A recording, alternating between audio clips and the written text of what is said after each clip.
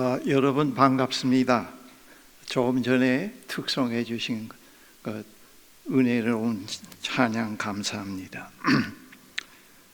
제가 오늘 애통하는 자의 복을 말씀드릴 때에 지난 시간에 말씀드린 심령이 가난한 자에 대해 말씀드렸던 산상수훈 서론에 대한 내용을 간단히 말씀드린 후에 오늘 애통하는 자에 대해서 말씀을 드리도록 하겠습니다. 마태복음 5장에서 7장까지 산상수훈입니다. 그 중에서 팔복은 산상수훈 전체를 이해하는데 길잡이가 됩니다. 산상수훈의 말씀의 시작이 예수께서 무리를 보시고 산에 오르사 앉으시니 제자들이 나온지라. 입을 열어 가르쳐 이르시대로 시작이 됩니다. 예수님은 무리를 보셨습니다. 그들은 삶에 지친 사람들, 병든 몸과 마음으로 서 있는 사람들, 종교적으로도 사회적으로도 중심에 서지 못한 사람들이었습니다. 그들을 보신 예수님은 산에 오르십니다. 이 산은 단순한 지형이 아닙니다. 모세를 통해 율법이 선포되었던 시내산을 떠올리게 하고 하나님의 말씀이 다시 선포되는 새로운 계시의 자리입니다. 예수님은 서서 명령하시지 않으시고 앉아서 가르치십니다. 권위로 누르지 않고 말씀으로 초대하십니다. 그리고 이 산에서 예수님은 하나님 나라의 헌장을 선포하십니다. 팔복 구성 내용에서 하나님 나라의 특성을 읽어낼 수 있습니다. 먼저 팔복 처음 3절 하반절과 끝 10절 하반절에 천국이 그들의 것임이라는 말씀이 되풀이되면서 팔복 말씀의 테두리를 이루고 있고, 이를 통해 4절 9절의 모든 약속의 윤리와 구원의 관계가 여러 가지 면으로 생생하게 묘사되고 있습니다. 그리고 하나님 나라에서는 슬픔과 기쁨이 한데 어우러지고 배부름과 박해도 한데 어우러집니다. 하나님 나라는 이미 지금 이루어진 것과 아직 이루어지지 않은 것에 긴장 관계에 있습니다. 팔복 말씀에서 알려주는 것은 사람이 어떻게 하나님 나라에 들어가느냐가 아니라 하나님 나라가 누구에게 다가오느냐입니다. 일반 가치관을 뒤집어 버림으로써 팔복 말씀은 산상설교 전체를 읽고 이해하는데 빠뜨릴 수 없는 길잡이가 됩니다. 본문 12절에 기뻐하고 즐거워하라고 합니다. 기뻐할 이유는 하나님 나라에 들어갈 만하다고 인정받는 사람들이 아니라 심령이 가난한 자들에게 있습니다. 애통하는 자에게는 하나님의 위로가 약속됩니다. 온유한 자에게는 삶의 터전이 약속됩니다.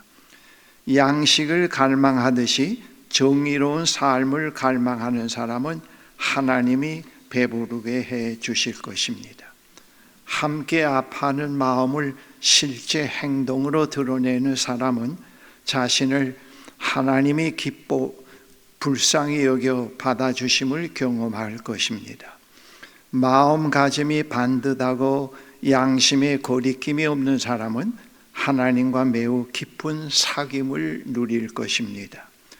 화해를 이루어내는 사람은 하나님과 한 가족처럼 닮았으므로 하나님의 자녀로 인정을 받을 것입니다. 끝으로 정의로운 삶 때문에 박해를 당하는 사람은 복이 있다고 칭송받게 될 것입니다. 본문은 끝부분에서 본문을 읽은 사람들 가운데 예수님과 관련되어 있다는 까닭으로 공개적인 모욕과 박해와 험담에 시달리는 사람에게로 본문이 향하고 있습니다. 본문에 기뻐하고 즐거워하라고 거듭 권유하는 말씀이 고난 그 자체를 기쁨의 대상으로 만들어 주지는 않습니다. 이 말씀은 하나님을 충성스럽게 섬긴 까닭에 박해받았던 이스라엘 예언자들과 하나가 된다는 것을 표현합니다. 형제자매 여러분, 팔복의 두 번째 복, 애통하는 자는 복이 있나니를 이제 말씀을 드리고자 합니다. 세상 사람들은 말하기를 울지 마세요, 지나간 일은 잊으세요, 강해져야지요, 그렇게들 얘기를 합니다. 그런데 예수님은 정반대로 말씀하십니다. 애통하는 자는 복이 있다. 세상은 웃는 자를 다 복되다고 하고 예수님은 우는 자를 다 복되다고 하십니다. 이 복은 세상이 주는 복이 아니라 하나님 나라의 복입니다. 몰트만은 말합니다. 신앙은 승리의 자리에서 시작하지 않는다. 신앙은 절망의 자리에서 시작된다. 십자가는 패배처럼 보이지만 거기서 하나님이 계시된다고 하였습니다. 애통은 믿음이 없는 상태가 아니라 하나님의 미래를 갈망하는 영적 통증이라고 했습니다. 애통이란 무엇인가? 그것은 단순한 슬픔이 아닙니다. 성경이 말하는 애통은 그냥 감정적으로 우는 것이 아닙니다. 죄 앞에서 애통은 자기 잘못을 변명하지 않고 내가 하나님을 아프게 했구나, 이 애통은 회개로 이어지게 됩니다. 세상의 깨어짐을 보는 애통입니다. 불의, 고통, 상처, 외면당한 이웃을 보고 아무렇지 않게 지나치지 못하는 마음인 것입니다. 예수님도 예루살렘을 보시고 우셨고 무덤 앞에서 눈물을 흘리셨습니다. 애통은 사랑이 있다고 하는 증거입니다. 몰트만은 하나님은 고통을 멀리서 관찰하지 않으신다고 했고요, 하나님은 십자가에서 고통하시고 괴로워하신다고 하셨습니다. 그렇다면 애통하는 자는 누구입니까? 세상의 죄와 부조리를 슬퍼하는 자, 자신의 한계를 통곡하는 자입니다. 고난받는 이들과 함께 우는 자입니다. 그 애통 속에 이미 십자가에 하나님이 함께 울고 계십니다. 애통은 하나님이 없는 자리에 눈물이 아니라 하나님이 함께 흘리시는 눈물이 됩니다. 왜 애통하는 자가 복된가? 애통하는 자는 하나님 앞에 서 있기 때문입니다. 애통은 하나님을 등지고 나오는 감정이 아니라 하나님 앞에서 흘리는 눈물입니다. 스스로 괜찮다고 말하는 사람은 하나님을 찾지 않습니다. 그러나 애통하는 사람은 자연스럽게 하나님을 찾게 됩니다. 애통은 마음을 부드럽게 합니다. 눈물이 마른 사람은 다른 사람의 아픔을 느끼지 못합니다. 애통하는 사람은 다른 이의 고통을 안고 기도할 수 있습니다. 그래서 애통은 하나님 나라 사람의 감수성이 됩니다. 그들이 위로를 받을 것이며, 여기서 말하는 위로는 괜찮다, 잘 될 거야 라고 하는 말이 아닙니다. 이 위로는 하나님 자신이 오셔서 안아주시는 위로가 됩니다. 죄를 애통하면 용서의 위로가 있고, 상처를 애통하면 치유의 기적이 일어나고, 세상의 아픔을 애통하면 소명으로 이어지는 위로가 있습니다. 하나님은 눈물을 닦아주시는 분이기 전에 눈물을 함께 흘리시는 분이십니다. 몰트만은 말합니다. 기독교 신앙은 약속을 붙드는 신앙이다. 현재의 완성이 아니다. 미래가 현재를 새롭게 한다고 했습니다. 위로를 받을 것이면은 현재 완료가 아니라 미래 수동태가 됩니다. 즉 지금은 애통하지만 하나님 나라의 미래가 오고 있으며 그 미래가 반드시 위로를 이룰 것입니다. 부활의 미래가 십자가의 눈물을 삼키게 됩니다. 우리는 너무 빨리 웃으려 합니다. 너무 빨리 정리해 버리려고 합니다. 너무 빨리 괜찮아지려고 합니다. 그러나 예수님은 말씀하십니다. 울어도 된다, 아파해도 된다. 그 자리에서 내가 너를 만난다. 애통은 실패가 아니라 하나님께 가는 문이라고 예수님께서 분명히 말씀하고 계십니다. 왜 애통하는 자가 복된가? 애통하는 자는 하나님 앞에 서 있기 때문입니다. 애통은 하나님을 등지고 안 우는 감정이 아니라 하나님 앞에 서서 흘리는 눈물이 됩니다. 스스로 괜찮다고 말하는 사람은 하나님을 찾지 않습니다. 그러나 애통하는 사람은 자연스럽게 하나님을 찾게 됩니다. 애통은 마음을 부드럽게 합니다. 눈물이 마른 사람은 다른 사람의 아픔을 느끼질 못합니다. 애통하는 사람은 다른 이의 고통을 안고 기도할 수 있습니다. 그래서 애통은 하나님 나라 사람의 감수성이 됩니다. 따라서 애통하는 자의 삶은 개인의 내면에만 머물지 않고 사회 속에서 구체적인 삶의 방식으로 나타나게 됩니다. 애통하는 사람은 세상의 고통을 무관심으로 지나가지 않습니다. 가난한 사람의 어려움을 보면 마음이 움직입니다. 억울한 사람의 이야기를 들으면 그냥 넘기지 않게 됩니다. 병든 사람과 약한 사람을 보면 함께 아파하게 됩니다. 이것은 단순한 동정이 아니라 연대하는 마음입니다. 예수님도 인간의 고통 앞에서 눈물을 흘리셨습니다. 대표적으로 요한복음 11장에서 예수님은 나사로의 죽음 앞에서 우셨습니다. 따라서 애통하는 자의 사회적 삶은 타인의 아픔을 자기 일처럼 느끼는 공감의 삶입니다.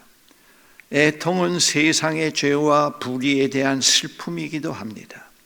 애통하는 사람은 다음과 같은 태도를 가집니다. 거짓을 보면 마음이 괴롭습니다. 부정과 불의를 보면 침묵하지 않습니다. 공동체의 타락을 보면 하나님 앞에서 슬퍼합니다. 성경의 예언자들이 바로 이런 사람들이었습니다. 예를 들어 예레미야는 자기 민족의 죄를 보며 눈물로 울던 눈물의 선지자였습니다. 그래서 애통하는 자의 삶은 양심을 지키는 삶, 정의를 위해 목소리를 내는 삶입니다. 예수님은 애통하는 자에게 위로를 받을 것이라고 하셨습니다. 여기서 중요한 것은 위로받은 사람이 위로하는 삶이 된다는 것을 예수님께서 말씀하고 있습니다. 애통하는 사람은 사회 속에서 상처 입은 사람을 위로하고 갈등하는 사람들을 화해시키고 절망한 사람에게 희망을 전합니다. 이것은 예수님의 사명과도 연결이 됩니다. 이사야서 61장에 메시아의 사명에 대해 이렇게 말합니다. 마음이 상한 자를 고치며 슬퍼하는 자를 위로하게 하려 함이라. 애통하는 자는 세상 속에서 위로의 통로가 되는 사람들입니다. 애통의 가장 깊은 출발점은 자기 회개입니다.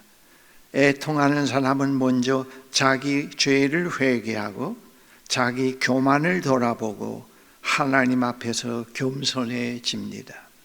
이것이 바로 첫 번째 복인 심령이 가난한 자와 이어집니다. 그래서 팔복의 흐름은 다음과 같습니다. 심령이 가난한 자는 복이 있나니 애통함을 갖는 사람은 복이 있나니로 말씀합니다. 애통은 영적 변화의 과정을 말하고 있습니다. 애통하는 사람은 인간만이 아니라 세상의 깨어짐을 전체를 슬퍼합니다. 사도 바울은 로마서 8장에서 피조물이 함께 탄식하고 있다고 말씀했습니다. 따라서 애통하는 사람은 자연 파괴를 슬퍼하고 생명의 고통을 아파하며 창조 세계를 돌보는 삶을 살아가게 됩니다. 애통하는 자의 사회적 삶은 이와 같습니다. 타인의 고통에 공감하는 삶, 불의의 고통에 공감하는 삶, 상처 입은 사람을 위로하는 삶, 자기 회개에서 시작하는 삶, 창조 세계를 돌보는 삶입니다. 즉 애통은 눈물로 끝나는 감정이 아니라 세상을 치유하는 행동으로 이어지는 영성입니다. 형제자매 여러분, 이제 제 설교를 마치려고 합니다. 마치기 전 다시 한번 강조하는 것은 애통하는 사람은 한탄이나 비관에 젖어 있는 사람들이 아닙니다.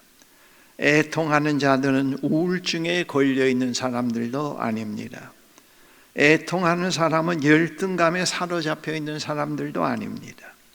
그들은 자신의 깊은 가책과 내면적 갈등 가운데서 방황하는 자들도 아닙니다. 애통하는 사람은 먼저 자신에 대해서 매우 정직한 사람입니다. 그리고 그들은 자기 나라와 민족, 인류를 진정 사랑하는 사람들입니다.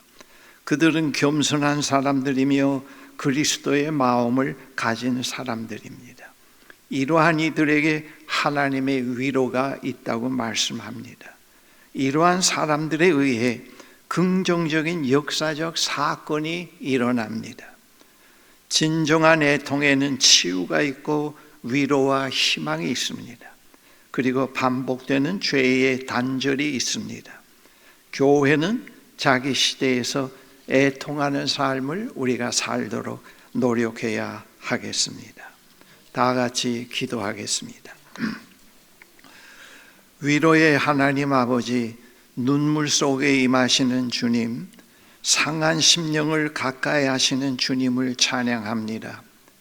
주님, 우리는 웃고 있지만 속으로는 울고, 말하고 있지만 속으로는 무너지고, 살아가고 있지만 깊은 상실 속에 서 있습니다. 우리의 죄를 보며 애통하게 하시고 세상의 깨어짐을 보며 무감각해지지 않게 하시고 하나님의 뜻이 이루어지지 않는 현실을 보며 거룩한 슬픔을 잃지 않게 하옵소서. 주님, 자기 연민의 눈물이 아니라 회개의 눈물을 주시고 절망의 탄식이 아니라 하나님 나라를 향한 갈망의 탄식을 주옵소서. 우리가 애통할 때 그 자리가 저주의 자리가 아니라 복음의 자리임을 믿습니다. 우리가 울 때 주께서 가까이 오시고 우리가 통곡할 때 성령께서 말할 수 없는 탄식으로 함께 하시며 우리가 무너질 때 그리스도의 십자가가 우리를 붙드심을 믿습니다. 주님, 눈물을 외면하는 강팍함을 거두어 주옵소서. 눈물을 흘리되 소망을 잃지 않게 하옵소서. 애통하되 부활을 바라보게 하옵소서. 오늘도 우리의 슬픔 위에 하늘의 위로를 부어주시고 상한 갈대 같은 심령을 꺾지 않으시며 꺼져가는 심지를 끄지 않으시는 주님의 자비를 경험하게 하옵소서. 애통하는 자가 복이 있다 하신 주 예수 그리스도의 이름으로 간절히 기도드리옵나이다. 아멘.